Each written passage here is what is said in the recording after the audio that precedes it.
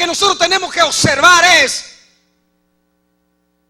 que existe una necesidad desesperada de un pueblo con capacidad profética que puede tanto iluminar la palabra de Dios como interpretar los tiempos presentes. La escritura habla de líderes como en Primera de Crónicas capítulo 12, verso 32. Los hijos de Isaacar que entendían los tiempos y sabían lo que Israel debía de hacer. Por eso es que el entendimiento profético y la manifestación del Espíritu de Dios ya no son únicamente para unos pocos escogidos. Tenemos acceso para todos. Aquí estamos viendo una gama de hombres que han pagado un precio, hijos que están siguiendo un legado. Pero ¿sabe una cosa? Ellos no predican igual que sus padres, pero ellos están viendo otra cosa más poderosa. Amén. Bendito sea Dios. Aleluya. Quiero decirle en esta mañana que nuestro legado verdadero no es el resultado de los sermones que predicamos o en como muchos que nos siguen en Facebook o en los medios sociales. No es según la medida de nuestras iglesias o ministerios. La vida que vivimos antes de entrar a los portales de la eternidad van a determinar la influencia que usted y yo tenemos y lo que dejemos para la siguiente generación. Una de las cosas más impresionantes al hablar del legado es que hay que tener en cuenta lo siguiente: que legado es sinónimo de comisionar, es un embajador, es un representante. Pero óigame bien, el legado es una palabra que se delega a una generación. Y para hablar de legado hay que tener en cuenta y tenemos que depositar nuestra mirada y nuestro pensamiento en la palabra generación. Amén. Y si tenemos que poner nuestra mirada en la palabra generación, esta palabra nos va a conducir a de dónde viene la palabra generación. Viene de la raíz de gen o genes. Bendito sea el Señor. Y los genes tienen que ver con transferencia genética. Y la transferencia genética tiene que ver con pasar la información genética a la siguiente generación. Amén. Ahora, ¿qué dice la escritura en el libro de Isaías 58:12? Dice: y los tuyos edificarán las ruinas antiguas, los cimientos de generación y generación levantará, y serán llamados reparador de portillos, restaurador de viviendas en ruinas. Bendito sea el Señor. Un legado es todo aquello que una generación anterior le transmite a la nueva generación en forma material o inmaterial. En general se usa para designar todo lo que se pasa, se transmite de una generación a otra de manera abstracta, inmaterial, como por ejemplo las actitudes, el talento, las habilidades, los valores, la costumbre, los pensamientos, las tradiciones, las religiones, las pasiones, los gustos, las virtudes y también los defectos. Bendito sea el Señor. Ahora, cuando una generación o cuando las generaciones comienzan a profetizar y a hablar lo mismo, entonces usted ve que el cielo y la tierra y el futuro se realinean. ¿Qué pasa acá? Que cuando 3 generaciones dicen lo mismo, el infierno no puede hacer otra cosa que temblar. ¿Sabe lo que yo descubrí mientras estudiaba esto? Que cada 3 generaciones hay una desprogramación física, biológica y sentimental también. Y todo lo que no se le da continuidad se pierde. Bendito sea el Señor. Aleluya. Antes de yo explicar lo que quiero explicar rápido, la Biblia dice en el libro de Ezequiel capítulo 43 verso 10. Dice: tú, hijo de hombre, muestra a la casa de Israel esta casa, y avergüéncense de sus pecados, y midan el diseño de ella. Y si se avergonzaren de todo lo que han hecho, hazle entender el diseño de la casa. Bendito sea el Señor. Su disposición, su salida, sus entradas y todas formas y todas sus descripciones y todas sus configuraciones, todas sus leyes, y descríbelo delante de sus ojos para que guarden toda forma y todas sus reglas y la pongan por obra. Bendito sea el Señor. Jeremías dice que Dios hizo un pacto en el capítulo 31 verso 33. Voy a hacer un pacto con la casa de Israel. Después de aquellos días, dice Jehová, daré mis leyes en su mente y la escribiré en su corazón, y yo seré para ellos por Dios y ellos me serán por pueblo.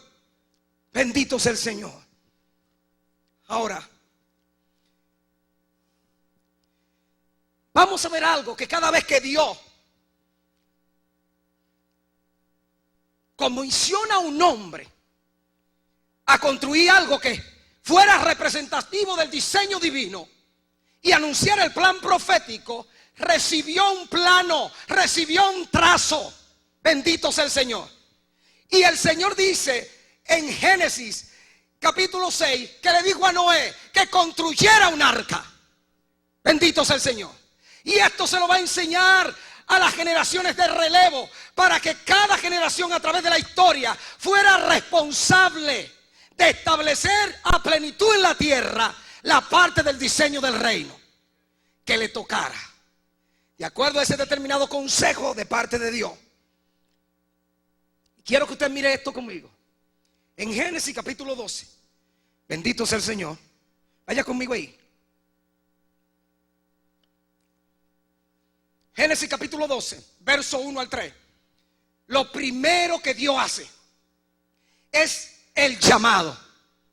Lo primero que Dios hace es el llamado. Él llama a un hombre, Él llama a una mujer. Amén.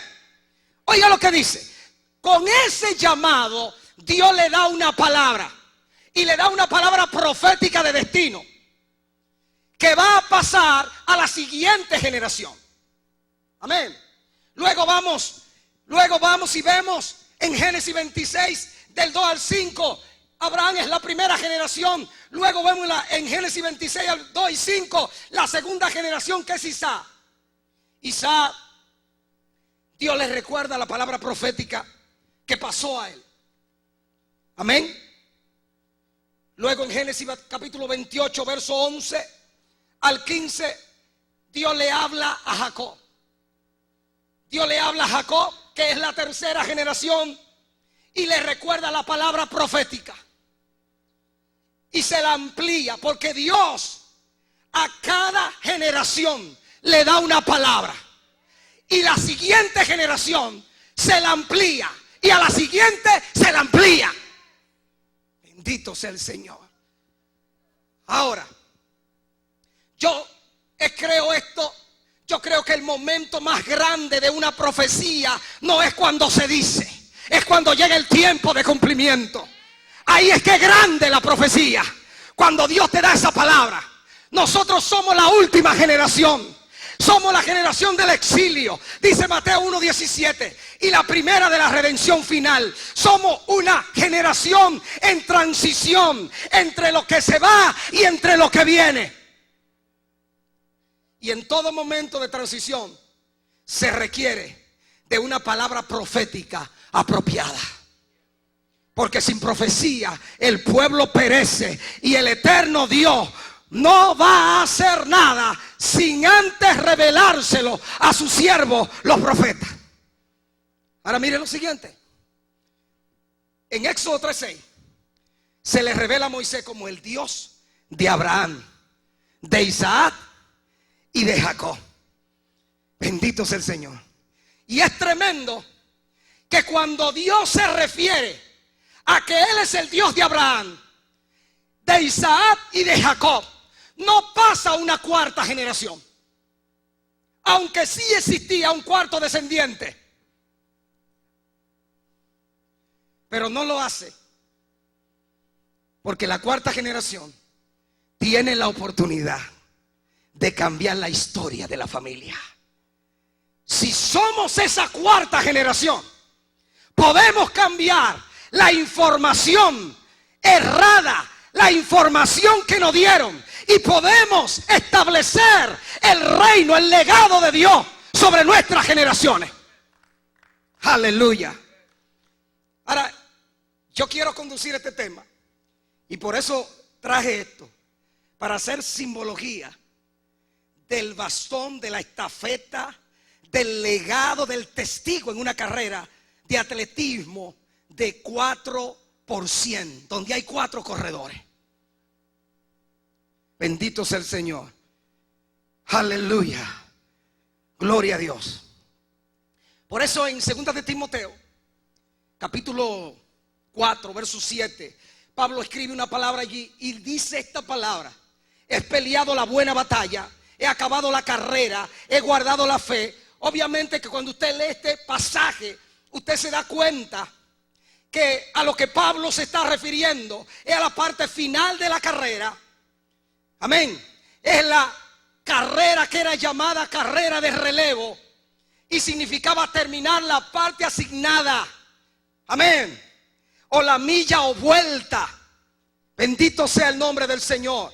Esta carrera se conoce en el plano del deporte como relevo, que consiste en sustituir a un corredor por otro que integre su mismo equipo o grupo. En el momento que éste recibe el testigo, también conocido como bastón o como estafeta.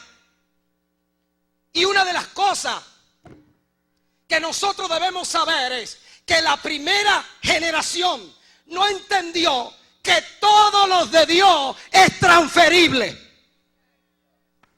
Come on, yo quiero ver a alguien que yo sé que ustedes entienden, alguien que se identifique con lo que yo estoy hablando.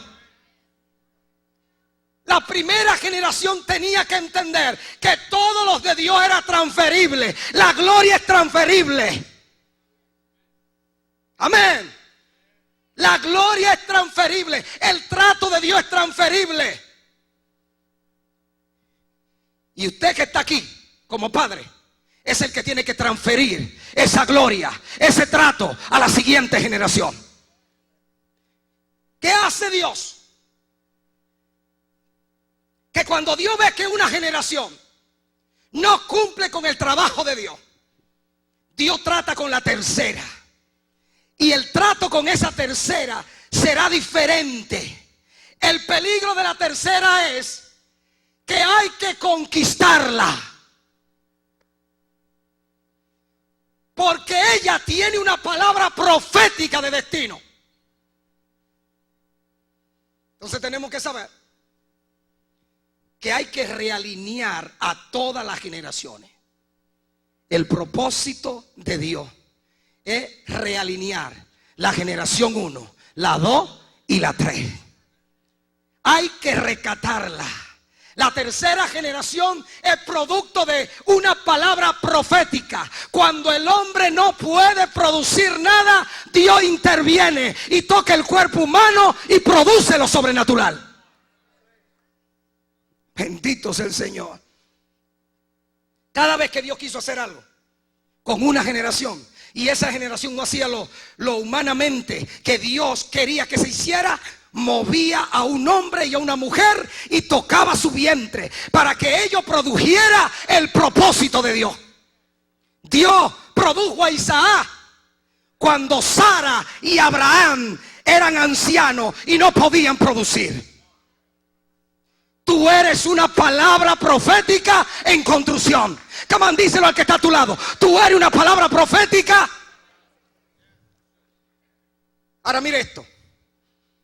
Ya casi termino para entregarle a Stacy.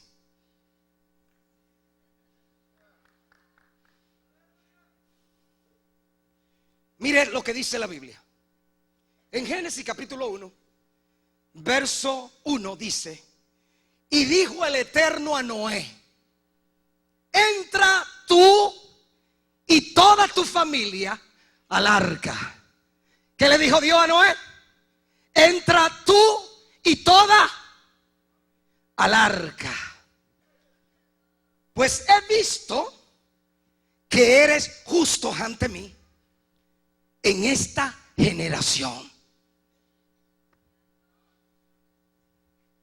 Obviamente yo no sé hebreo, pero busco una palabrita ahí para ver si puedo decírsela.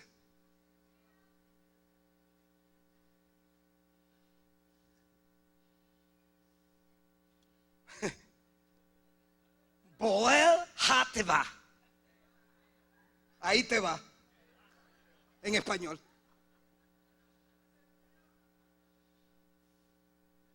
Esa palabra lo que significa, Dios le dijo, entra al arca. Entra al arca. Oiga esto, oiga esto, oiga esto. La palabra hebrea teva tiene dos significados o dos acepciones. La primera acepción es un arca, físicamente, materialmente, un arca. Pero más me gustó la segunda. La segunda es palabra. ¿Me escuchó? Dios le dijo a Noé, entra en una palabra.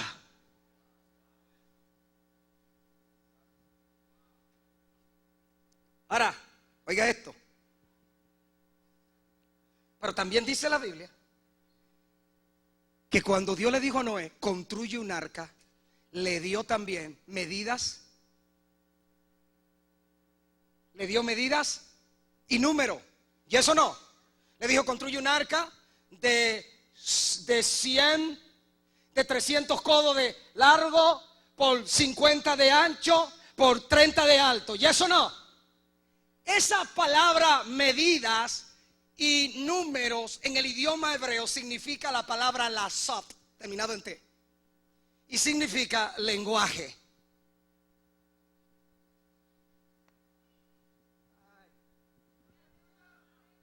Dios le dijo a Noé, te he dado el lenguaje para que construya una palabra. Déjame decírtelo a ti para ver si. Dios le dice en el capítulo 7, Noé, entra en el arca, entra en la palabra, tú y tu casa. Esa palabra significa, oye, le dio medidas y le dio números. La palabra números y medidas significa lenguaje. La palabra arca, te va, significa palabra. Le dijo, te he dado el lenguaje para que construya una palabra. Ay, ay, ay. ¿Qué significa eso? Dios le dijo a Noé, construye una palabra. ¿Y qué dice Juan? En el principio era el verbo, y el verbo era con Dios, y el verbo era Dios.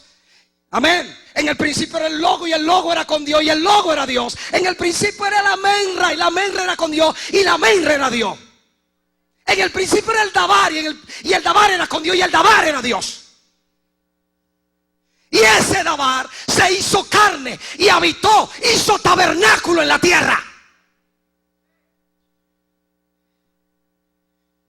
Aleluya. Dios le dijo a Noé, construye una palabra. Dios le estaba diciendo, entra tú y tu descendencia, entra tú y tus generaciones, construye una palabra, construye un legacy, construye un legado. Aleluya.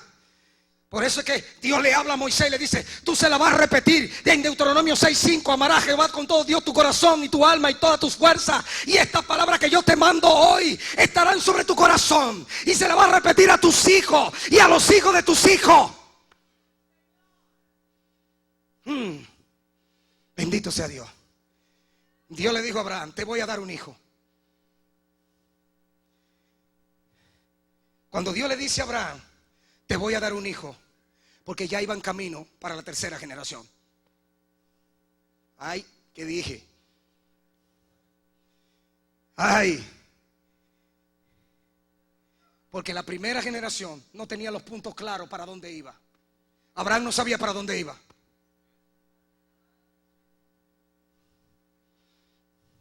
La segunda generación es Isaac. Todavía no está claro.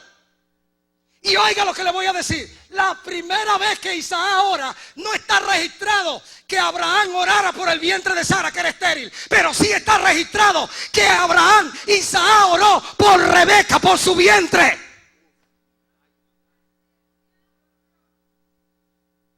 Aleluya. Amén.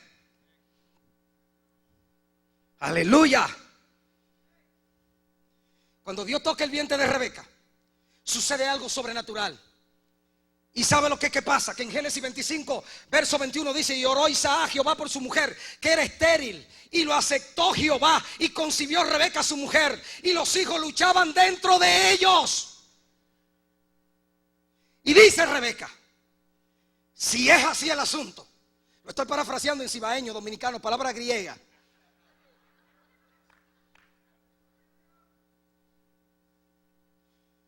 Dijo Rebeca, y es así el asunto, ¿para qué vivo yo?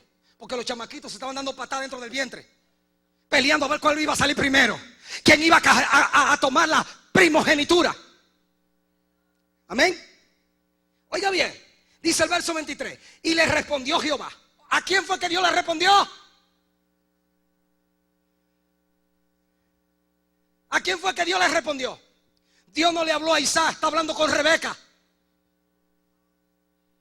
Dios le está hablando a Rebeca y le respondió Jehová: 2 naciones hay en tu seno y 2 pueblos serán divididos desde tus entrañas. Un pueblo será más fuerte que el otro y el mayor servirá al menor. Ahora noten lo que Dios le dice. Dios le dice 4 cosas a Rebeca. Número 1, 2 naciones hay en tu seno. Dios vio 2 naciones. Una que iba a responder a lo profético y otra que iba a responder al tiempo natural. 2 pueblos serán divididos desde tus entrañas. Obviamente cada uno de estos niños formaría parte de 2 pueblos diferentes. Número 3, un pueblo será más fuerte que el otro. Lo profético siempre será más fuerte que lo natural.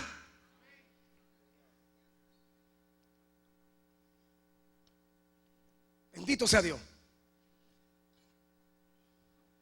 Lo cuarto que le dice: el mayor servirá al menor, y el primogénito servirá al menor. Esta profecía anunciaba que iba a ocurrir algo al revés de lo que anunciaba la tradición generacional. Se supone que la Biblia debería de decir que Él es el Dios de Abraham, de Isaac, de Jacob y de Esaú. Perdón, el Dios de Abraham, de Isaac y de Esaú. Pero Dios cambió los papeles. Bendito sea el Señor. Aleluya. Ahora, yo no sé si usted ha tenido la oportunidad de seguir los Juegos Olímpicos, como vuelvo y le repito de nuevo. Dentro de ellos hay una carrera que se lo dije ahorita, se llama una carrera de relevo. Y esa carrera tiene 4 corredores. Y usted lo sabe que el primer corredor lleva el bastón, el testigo, el legado. Amén. Mejor conocido como el testigo. El primer corredor lo toma y sale corriendo. Corre, llega a una sección donde él estira el bastón y lo toma la siguiente generación o el siguiente corredor. La carrera la toma y sigue corriendo. Llega a un tramo donde el tercero viene y él le extiende el bastón y lo recibe. Amén. El tercero sigue corriendo hasta que llega al último. Amén. Pero ¿qué pasa con el último corredor? El cuarto corredor tiene cierta característica que supera a los 3 corredores anteriores. El cuarto corredor debe tener buena reacción, debe tener buena precisión visual, tiene que tener buena recepción. El cuarto corredor tiene que tener control de la presión de los corredores de otros equipos. Tiene que mantener la velocidad óptima más allá de la línea de la meta. Tiene que dominar alguna de las variantes del final. Y tiene que ser el más rápido. Este último corredor, el entrenador se asegura, o el coach, lo dije bien, ¿verdad? Se asegura de que cuando escoge el cuarto corredor, el cuarto corredor es el más hábil, es el de mayor posibilidad, es el mejor de todo, porque cierra la carrera y este es el que tiene que superar cualquier deficiencia de los previos y conquista la medalla. Y ahora mire esto: a Israel se le dio el privilegio de ser el primer corredor que abrió la carrera. Yo no sé si hay latino aquí, pero a nosotros, la iglesia, se nos dio el privilegio de cerrar la carrera.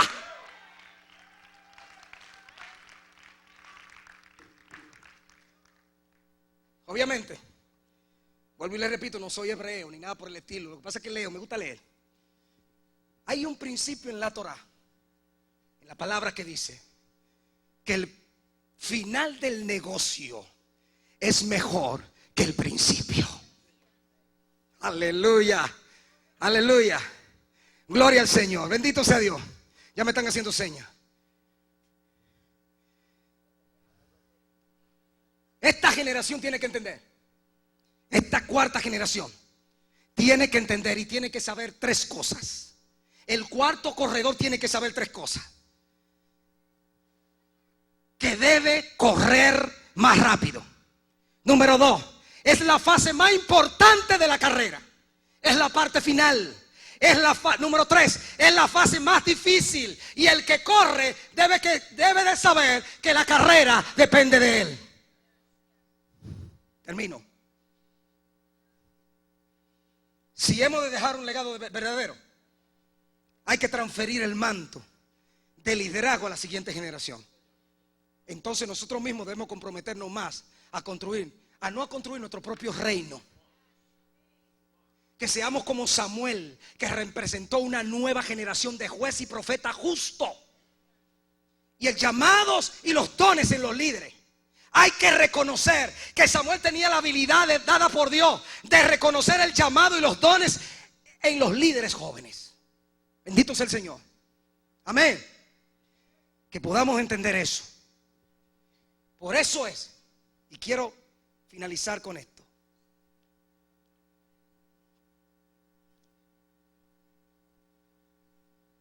hay unos refranes que dicen que el que no conoce su historia está condenado a repetirla. Son proverbios. Cuando una generación no le pasa el legado a la siguiente y la siguiente no se la pasa a la siguiente, corremos el riesgo de perder el tiempo. Y va a pasar lo que pasó con Israel en el capítulo 2 de Jueces, verso 8. Josué murió de 110 años. Y dice la Biblia en el verso 10: y toda aquella generación también fue reunida a sus padres, y se levantó después de ello otra generación que no conocía a Jehová ni a sus obras. Ahora, oiga esto: ¿por qué? Estados Unidos nunca había perdido una carrera de atletismo o de 4% en relevo en ninguna de las competencias.